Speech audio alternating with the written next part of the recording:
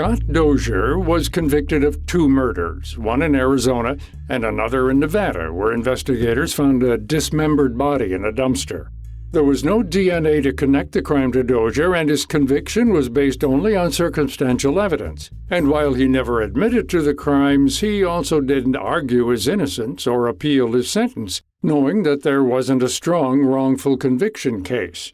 Unlike most death row inmates who come from poverty and instability, Dozier grew up in a secure middle-class family with good parents. His siblings were some of his best friends. But those facts aren't the only odd things about this case. What was most unusual about him is that he was volunteering for execution. And that to me was interesting in the months that followed as I started talking to him because, he was asking the state to execute him. The state, presumably wanted him executed, and yet he was still alive. The state could not find a way to follow through with their promise of death. That's Gianna Taboni, journalist and author of The Volunteer, The Failure of the Death Penalty in America and One Inmate's Quest to Die with Dignity.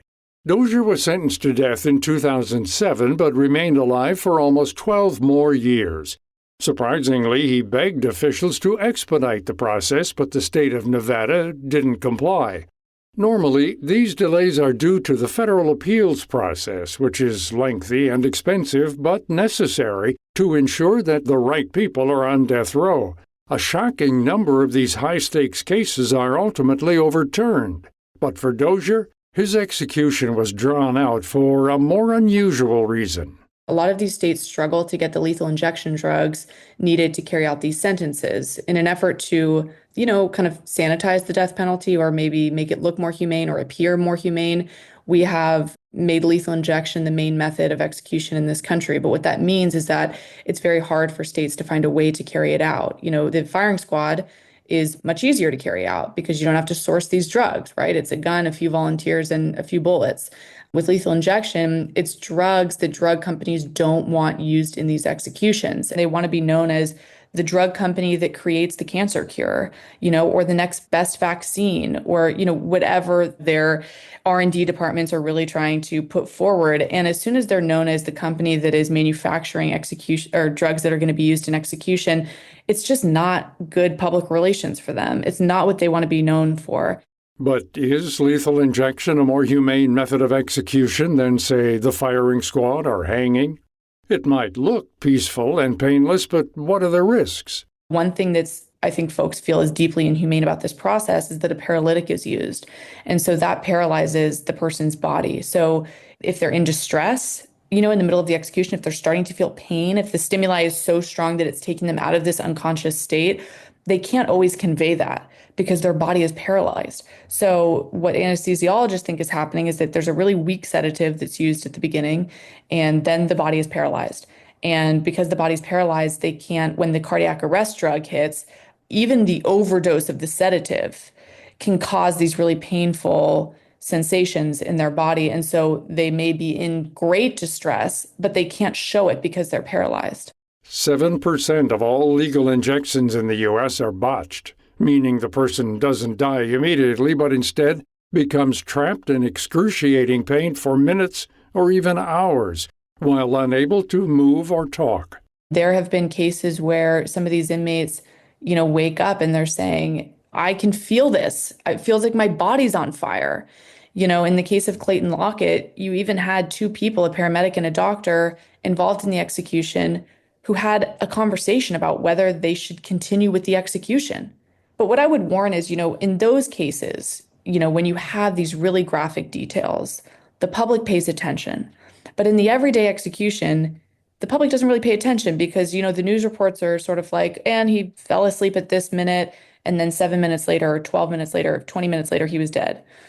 I think what people don't realize is that while that may appear to be someone peacefully falling asleep, these expert witnesses are saying, based on reviewing hundreds of autopsies, witnessing the executions themselves, and also being experts in these drugs, they say that is not what's happening to a virtual medical certainty. It may look peaceful, but the person is quietly in distress. Dozier wanted to die by firing squad. He figured that it was the quickest, simplest way to go with the least amount of suffering. But that method is illegal in Nevada. And it's this idea that the firing squad is just too brutal, for the civilized society that we live in today. And Scott Dozier's point was, look, execution is brutal. The state killing someone is brutal. It doesn't matter if it's by lethal injection or firing squad or anything else. The act is brutal. And so that's what he wanted, but the governor was unwilling to re-legalize that method. Some states have re-legalized the firing squad, such as South Carolina. Just this year, 2 inmates there were executed by gunfire. Jump back to Nevada, and lethal injection is the only legal method of execution available. For Dozier, after more than 10 years of being locked up in limbo on death row, he tried to end it himself. Absurdity is the perfect word for it. He really didn't want to die by suicide. He really didn't. And he said it over and over and over again. He had an attempt that didn't work in Arizona several years prior, and it left him with a lot of medical side effects that impacted his day-to-day life. He hardly feared anything in life, but one of them was having to attempt suicide and it going wrong.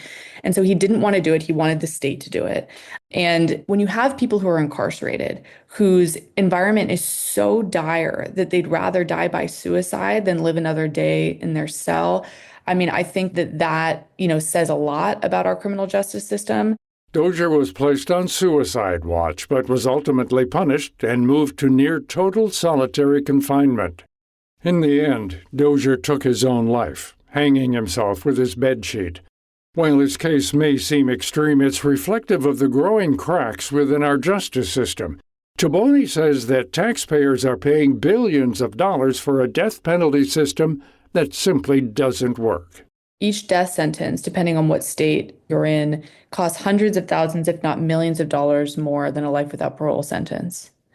And so, you have 2,000 people on death row. I guess I would take the average of that and just multiply it. So it's, millions, billions of dollars. It's a lot of money.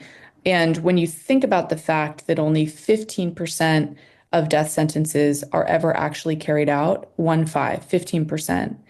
85% are effectively life without parole sentences. So we're actually paying an exorbitant amount of money for a system that isn't even working. The executions aren't happening, right? So we're just paying a lot of money for life without parole sentences.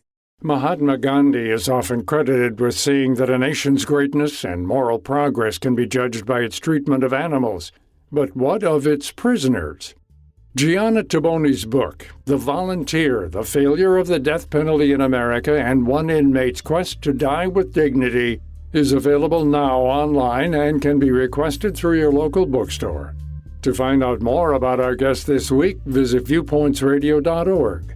For more behind the scenes, search Viewpoints Radio on Instagram, X, and Facebook. This segment was written and produced by Polly Hansen. Our executive producer is Amira Zaveri. Our studio manager is Jason Dickey. I'm Gary Price.